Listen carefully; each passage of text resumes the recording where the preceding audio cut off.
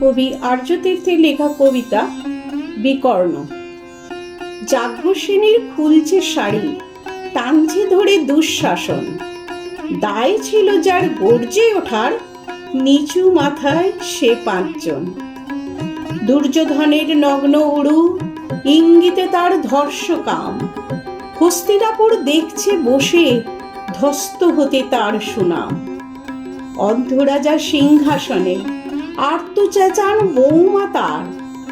নিজের দলের নির্যাতনে সব রাজা হন নির্বিকার। কর্ণ বসে হাসছে হাহা, রাজার দলের লোক তো সে। শর্তবিহীন সমর্থনে তাবৎ আরাম সুখ বসে। ভীষ্ম দ্রোণ কৃপ নীরব, সরকারি লোক হাজার হোক। রাজার কথাই তোমার কথা, তুমি যখন রাজার লোক। খল শকুনি দেখছে সবই, বস্তুত সে ধ্বংস চায়। ঘরের মাটি লাল হয়ে যাক দেশ বিভাগের যন্ত্রণা।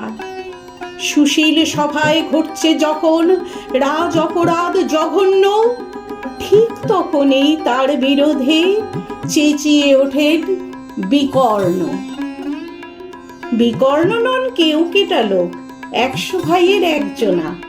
তেমন করে এর আগে কেউ তার কথাটাই জানতো না। যতগৃহে কারেন্নিরা, অন্তত তার নেই লেখা। ভীমকে যখন বিষ খাওয়ালো, তখনও তার নেই দেখা। কিন্তু যখন প্রকাশ্যতেই কাটছে নারীর আব্রুকেও, স্তব্ধ জীবের চুপসাগরে বিকর্ণ হন একলা ঢেউ। চেঁচিয়ে ওঠেন রাজার কুমার যুবরাজের বিরুদ্ধেই।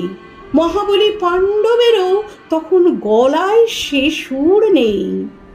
রাজাও যখন নীরব থেকে সায় দিয়ে যায় ধর্ষণে, ঠিক তখনই সমস্ত যুগ বিকর্ণদের স্বর শোনে। আমরা যারা কিচ্ছুটি নই, একটি মোটে ভোট কেবল, অত্যাচারের সামনে এলে সঙ্গী শুধু চোখের জল। পোষ্যভাবে যাবনা চেবাই অন্ধ এবং নিকর্ণ। প্রার্থনা থাক আমরা যেন একবার হই বিকর্ণ। প্রার্থনা থাক আমরা যেন একবার হই বিকর্ণ। মরার আগে হতেই হবে রাজার সভায় বিকর্ণ।